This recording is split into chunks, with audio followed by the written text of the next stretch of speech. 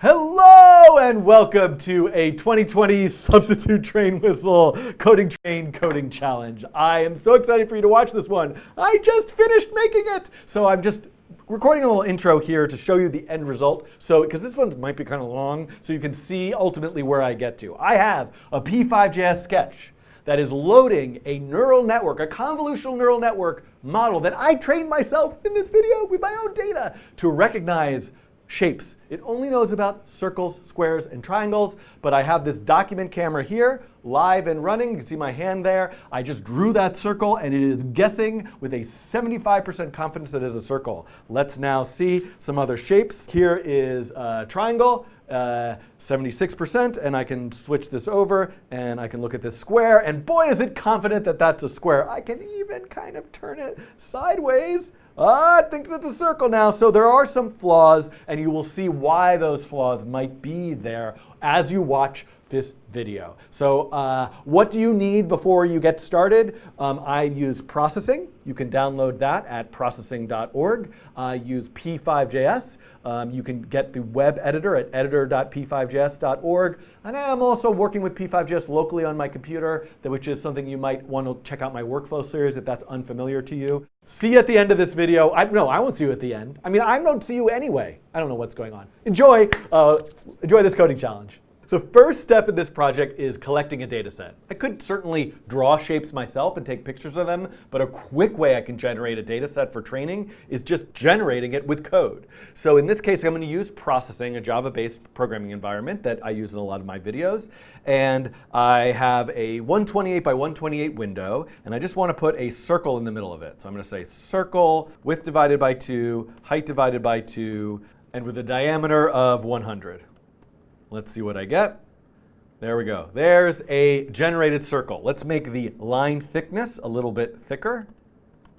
And then let me make all sorts of properties of that circle random. Its position, its size, and its color even.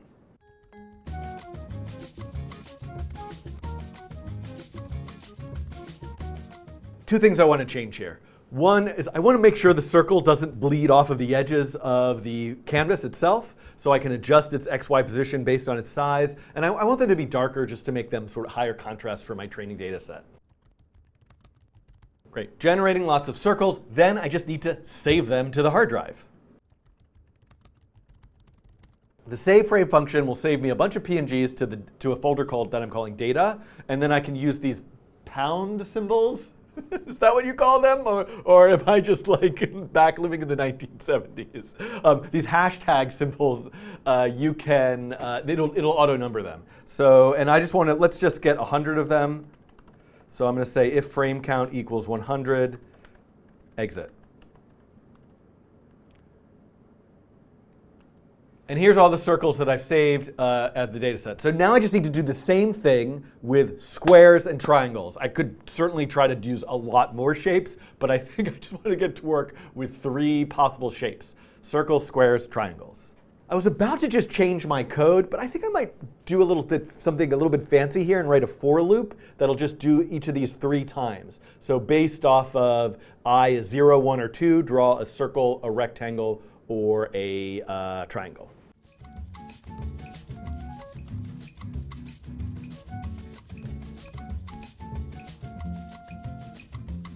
Something else I want to do is use translate, because I want to actually rotate them slightly, I think, the squares and the triangles, in order to have a data set where they're not all perfectly aligned vertically.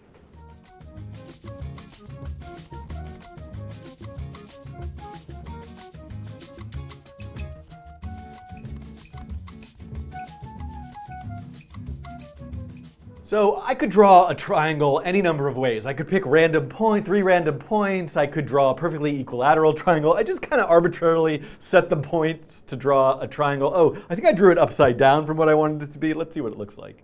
Whoa, oh, first of all, I'm drawing them all on top of each other.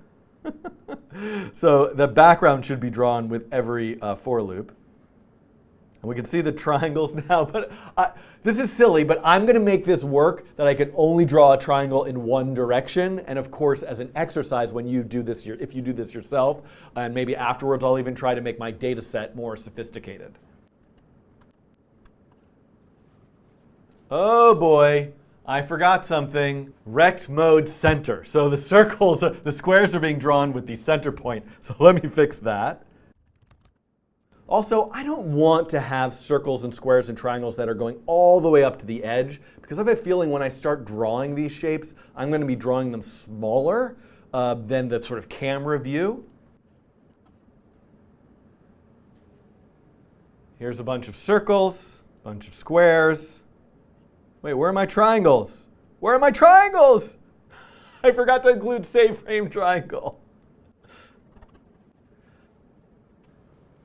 And here are a bunch of triangles. Awesome, I've collected my data. How long did that take? Not too long, not too long. I'm ready to start training the model. Now I have two projects. I have this processing sketch that generated a lot of shapes and put them in a data folder. I now have a blank empty ml5.js sketch that's just creating a canvas.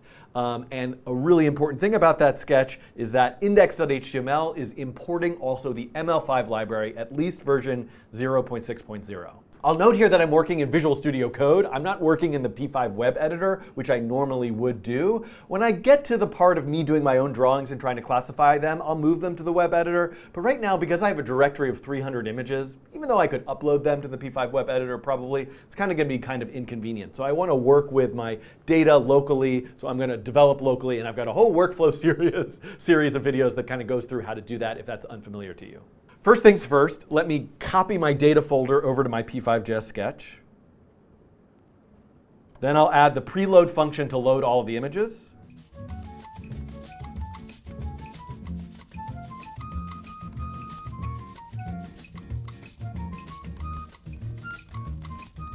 Ultimately, I don't love what I just did here. I'm loading 300 images in preload to make sure everything is loaded before the sketch begins. If I were doing this in a different context, I might want to create a loading animation and use callbacks and asynchronous JavaScript, but this is the easiest way to get it going. But this isn't correct. I is 0, 1, 2, and the actual images, if I look at them, they start, first of all, at number 1, and they have leading zeros, always 4 digits. So I can use the number format function nf to deal with that. Take I, always render it with 4 digits, no decimal places, and then I'll call that index. Oh, and I'm taking I plus 1. And let's just draw one of those images to make sure it's working. And how am I going to look at this code in the browser? I need to run a local web server. I'm using a global node module HTTP server to do that. But Visual Studio Code has live server plugins. So many different ways you could do this. Let's take a look at it. And there we go. It looks a little pixelated. That's because, remember, the data set I collected with very low resolution images, 128 by 128. Ultimately, to train the machine learning model in this context, I want to use low resolution images to have less data storage, faster results, and ultimately the detail of a high resolution circle is not super meaningful here. Just taking a peek at a square also. There we go. There's one of my squares. All right, I think we're in pretty good shape. Next step, create a neural network, an ml5 neural network. Let's call it shape classifier. Creating the neural network is as easy as calling ml5.neural network and passing it some options. So I have to figure out what are the things I need to pass it. It's a JavaScript object with some properties set about the neural network. Probably the most important property here is the shape of the input data. What do I mean by shape? Well, in this case, for doing an image classification problem with a convolutional neural network, the dimensions of the image are fundamental to how the neural network deals with the data. What is the width of the image? What is the height? This is easy here. I know what it is. I made this data. It's 128 by 128. Also, however, there is a third dimension here. It's not that this is a 3D image, but each image, each pixel of an image has multiple numbers associated with it. A red value, a green value, a blue value, and an alpha value. So the channels of the image. And I probably could do this whole project right here with just one channel, grayscale. And certainly the fourth channel, alpha, is irrelevant because the alpha value is 255 for every single one of my pixels. But just because the data is being loaded in this way, I'm going to leave it at 4 and hope to get this to work. And if you want to, as an exercise, make this more efficient or do it in a different way, I encourage you to do so. I also need to specify the task. In most of my ML5 tutorials, I just do the tasks classification or regression. This is a special case where I want ML5 to configure a convolutional neural network for me, so I'm going to indicate image classification. And I could be really detailed about how I configure that convolutional neural network, and my convolutional neural network videos kind of go through that a bit more, but I'm just going to use the default ML5 settings and see if they work okay. Finally, I want to set debug to true. That will trigger an automatic visualization of the loss function as it's training. What is the loss function? I will get to that once we see it graphed on screen. I almost thought I was done, right? I configured my neural network. Here's the shape of the data. Here's the task I want to do. And make sure you show me how it's going while you're running.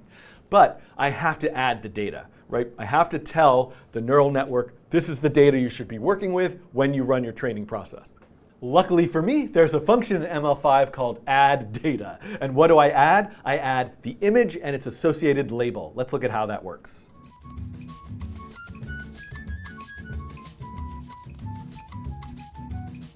The training data set should include the input associated with its target, the image associated with its label. So I can configure an object with an image property that is this actual circle image. ML5 knows about P5 images. ML5 can work with raw pixel data, but this is super convenient here that I can just give it the P5 image I loaded. And then the label, of course, is a string.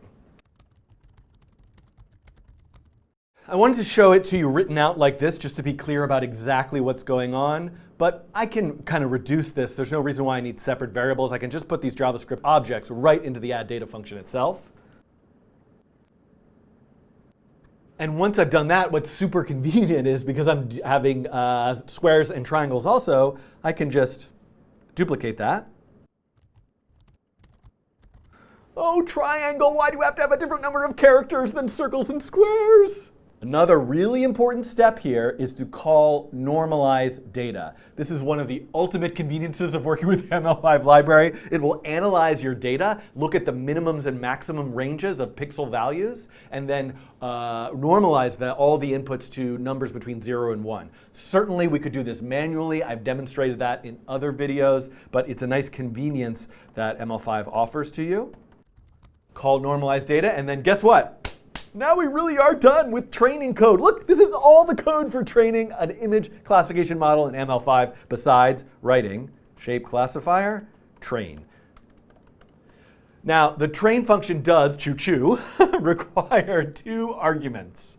Oh, what a nice confluence of events. The coding train trains the model. The arguments that I need are any training options. So there's lots of properties and parameters I can set during training. Those are covered in more detail in other ML5 videos that I have. In this case, the only one I really want to specify is epochs. And I'm going to say 50. 50 means I want to send all of the data, all 300 images, in through the neural network 50 times. And you might be wondering, does the order of the data as I'm adding it matter? In fact, it does. But luckily for us, ML5 does a lot of smart things behind the scenes, and it's going to shuffle the order of the data. You want the data to be in random order, in different order, every training pass. And then I need a callback to let me know when it's done. So I'll say finished training, and let me write that function. And all I'm going to do is console log that it's finished. For testing purposes, I think it would be advisable for me to actually run this once with many fewer images. So I'm going to switch this 100 to 10, just to have it load 30 images in total. I don't know if we'll get meaningful results with just 30 images, but let's see. I'm going to hit refresh. Why is nothing happening? Failed to load, no, finished training. Stop 1 second. I just lost like a half an hour of my life. I can't even tell you what just happened. But this debug true, the true shouldn't be in quotes. I need to actually give it the Boolean value true itself. In truth, I think this is a bug in ML5, and this can be fixed, that ML5 will work whether you give true as a string or just the Boolean value true. But that just, it wasn't working. So now that I've found that and fixed that, I am now going to go back and refresh this page and see if it will train with just those 30 images. And there we go. So here I see the configuration of the convolutional neural network. A lot of these terms might be sort of scary and unfamiliar to you. You can go back to my convolutional neural network video series to learn more. And then look at this. Over 50 epochs, we're getting this loss, a measure of the error during the training process. How close is the model matching, fitting that training data all the way down to 0? So this is a very good sign that this graph is going down. I'm going to add one more line of code, because what I want to do when it finishes training is I also want to save the model so that I don't have to run the training process again. I'm going to freeze that model. I'm going to put it back to 100 images and run that training process again, and maybe take a break and do some meditative, like, deep breathing for a little while. Notice how long it takes even to load all 300 of those images. Not a very elegant loading progress bar that I've got going on here. We'll let this run. I'll be back in a few minutes.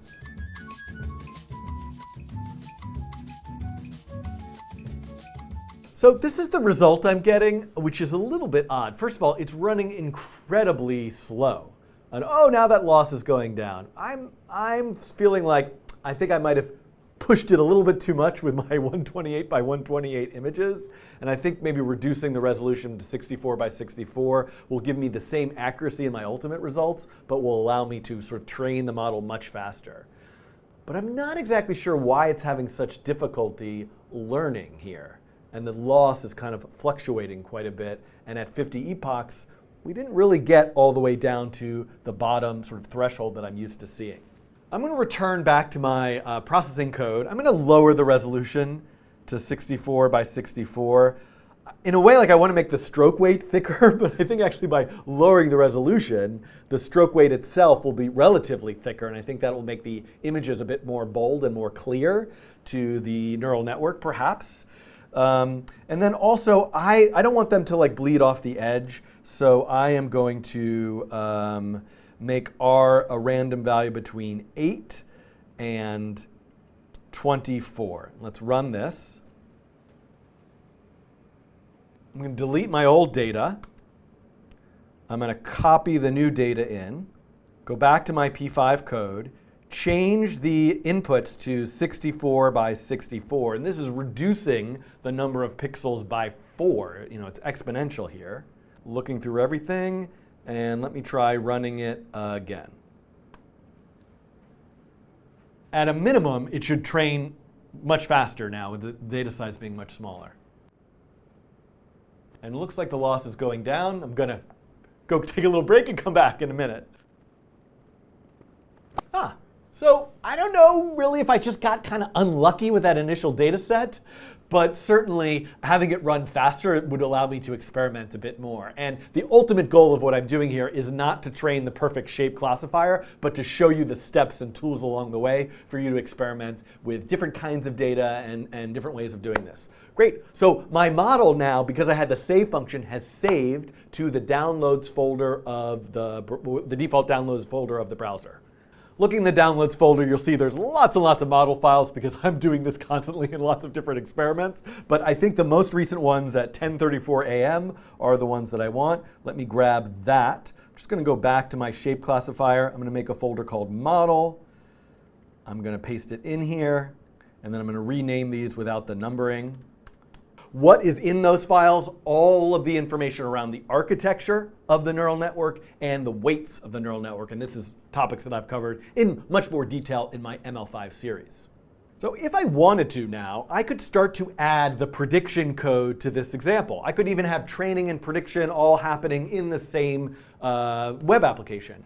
But I want to separate those two things. I want to take the frozen saved model that's now completely divorced from the data, and I want to upload that to a P5 web editor sketch. The nice thing about this is I could ultimately keep my training, and it doesn't matter so much in this case, but I can keep my training data private. There's ultimately no way to reverse engineer the training data from the trained neural network itself. So that's something that I could be sort of happy about if I was worried about that data uploading to a public web application. So here I am in the P5 web editor. First thing I want to do is upload the model. Create a folder called model. Upload file. Grab these 3 files, drag them in. I also want to make sure that I'm importing the ml5 library itself. So I can just copy that from where I did it before. I need this CDN URL. Paste it in right here. Create the shape classifier. I can actually grab the exact same code I had before to initialize the shape classifier variable. I don't need debug to be true anymore. I'm not doing any training here. I also don't need to add any data or call the train function. I could just load the pre-trained model. Now remember, the model data itself is saved in 3 separate files, and I need to give ml5 the names of all of those files. I can never remember what the code is for doing this. The easiest place to find out is right in the ml5 documentation under neural network, under loading a pre-trained model. And here we go, model details, model metadata weights. The file names happen to be the same, so I could just put model details right in here. And then I also need a variable model, not a variable, sorry, a callback, a variable to define the callback, a model loaded for when the model has been loaded. So let's run this, which all it's doing is loading the model, see if I get it to say model loaded in the console with no errors. Excellent. Now I want to pass it an image. So just as a first test, let me draw a shape into the P5 canvas. This is not one that was in the training data set. I'm going to draw my own and then give it to the neural network and see what results I get back. And I'm going to have to say my little model prediction prayer and hope that it works. So I've hard-coded in a circle right there in the center. This should be a pretty reasonable one for me to get the correct result from the neural network if the training worked well. I'm going to ask it for a prediction when I click the mouse. So I'll say shape classifier, classify, and then what I'm giving it now is the canvas. And then I'm going to have another callback for when it's got results back for its classification. Oh, and by the way, canvas, it's not going to know what canvas is. I need to make canvas a variable and save create canvas in that variable. That's a reference to the canvas that I'm drawing that I can pass to ml5. I've got a resolution issue here. Oh, and by the way, this should be 6464. I accidentally somehow didn't have the right code when I copied it over, but I remember now that the training data was 64 by 64. It's got a match here.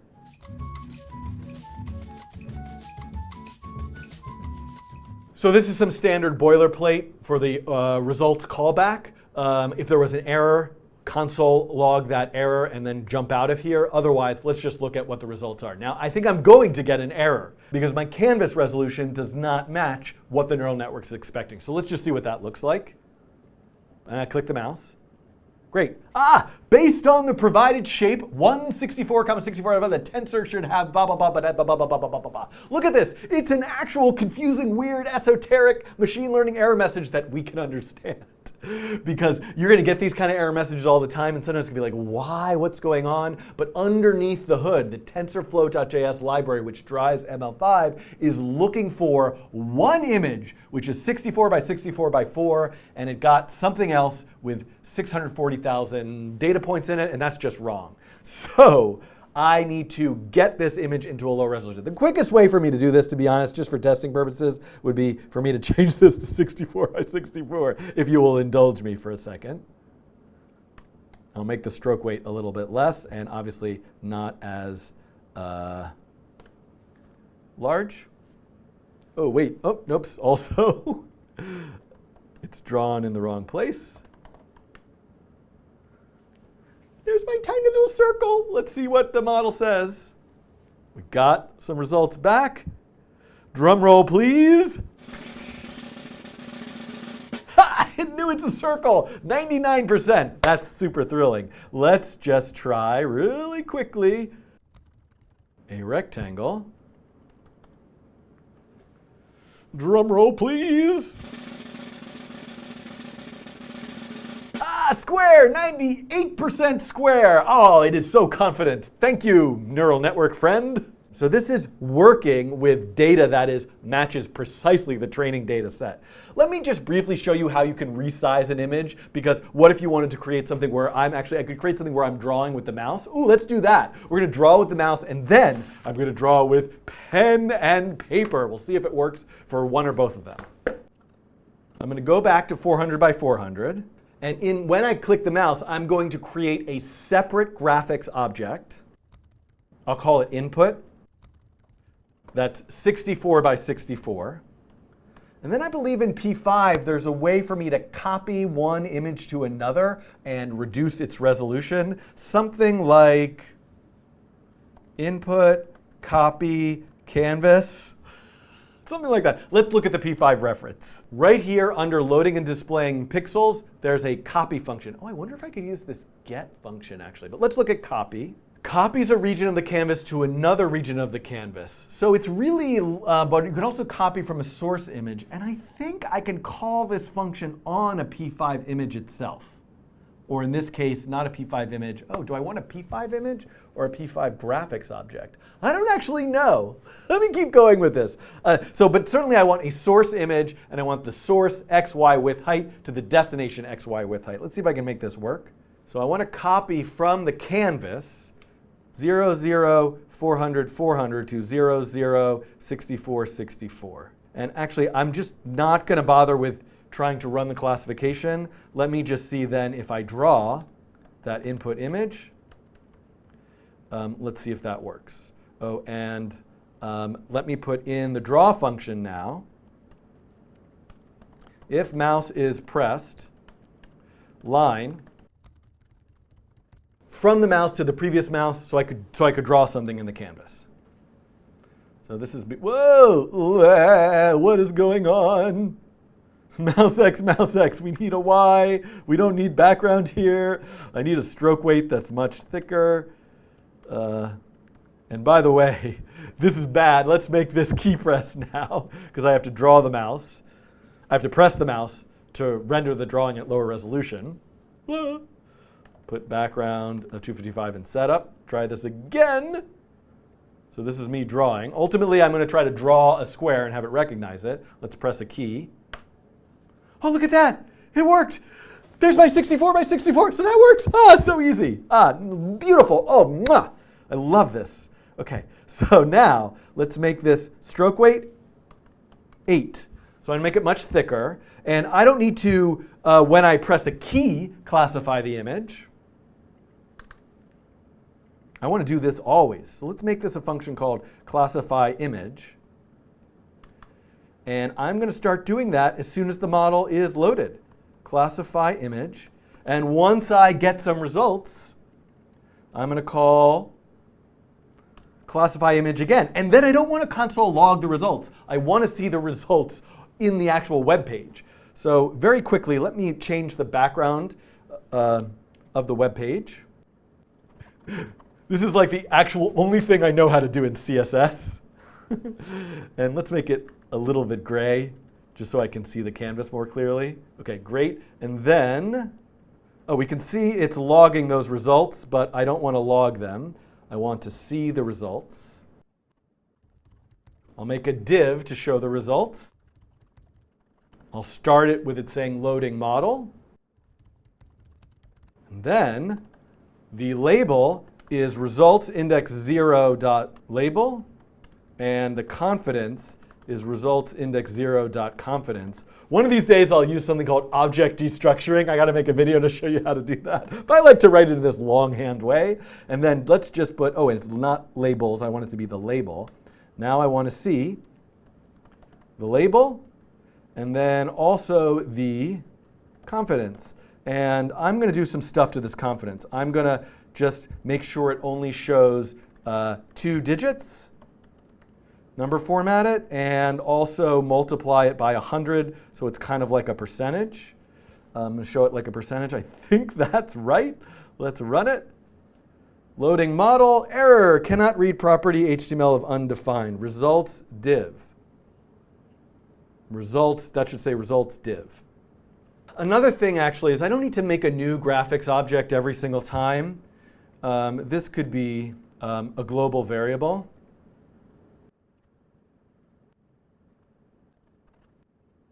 Just move that stuff around, and here we go. Let's try this now. Okay, loading model. Square! It's a square. Let's draw a square and see if we can make it more confident. Square. Now, I don't need to see the little tiny image. That's useful here, but I don't need to see that, so I can take that out.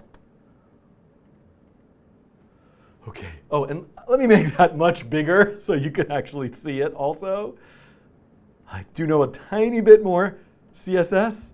I think this will do the trick. Let's make it really big. Okay. Square. All right, let's draw a circle. Oh, look at that. It's so beautiful. Oh, I don't have a clear. I need a clear button. I could just run it again. Triangle. I need a clear button.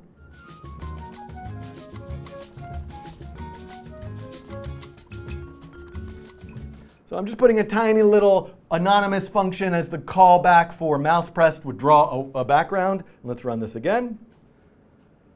And circle. Square. It's a triangle. Oh, I love this. It makes me so happy that it works. Yes. All right, now for the grand finale. I will, instead of drawing the shapes with the mouse, I will now take this document camera. Of course, any web camera will do, but I will take this document camera, point it at my notepad, and attempt to draw on my notepad with this pen and see if it will recognize the shapes. So give me a minute while I set this up. I'm going to duplicate this because I want to save this as an example. The only thing I need to change, well, there's probably a bunch of things to change, but let's create video. Video equals create capture video. Then I'm going to actually just resize it to 64 by 64. I think that will make my life easier. The clear button is no longer relevant, so I can comment that out. Classify image, I don't need to do this copying. I can just classify the video itself. In the draw function, I will just see image, video, 0, 0. And I think that's all I need to change to go from the drawing in the canvas to the video. Let's see, what did I miss? Okay, well, first of all, it is not using my document camera right now. Hello, how are you? Let me also stretch out the video to the canvas so we can see. And by the way, the answer to life's mystery, am I a circle or a triangle? I don't know. Do I have I have a triangular head. I'm very triangular.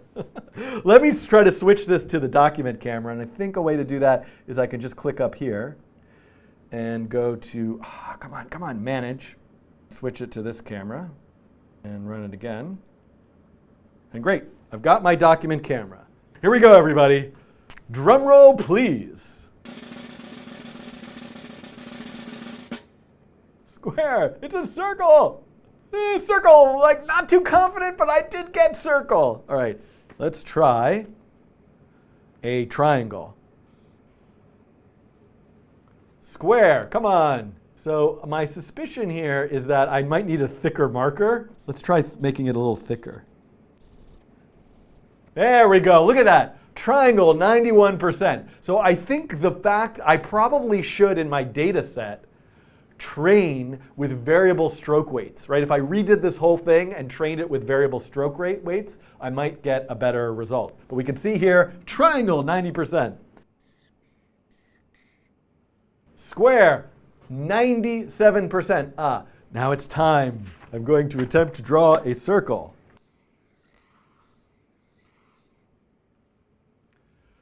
Ta-da! Okay, I think this coding challenge is complete. I have now shown you all the steps for collecting a data set of shapes generated from processing, loading all of those image files into a P5.js sketch with ML5, and training a convolutional neural network with that data set. Then we have looked at how I can get images from a webcam and show those to a P5.js sketch that has that model loaded and recognize the shape. Imagine the possibilities of what you could do. I hope you do something totally different and surprise me with what kind of data you use, what kind of interaction you use, and you can and you make your own wonderful experiment here. Now, what is next? Something that I might really like to do is, what if I were to draw a cat?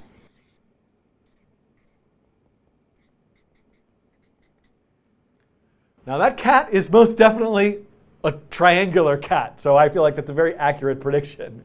But what if I wanted it to say cat?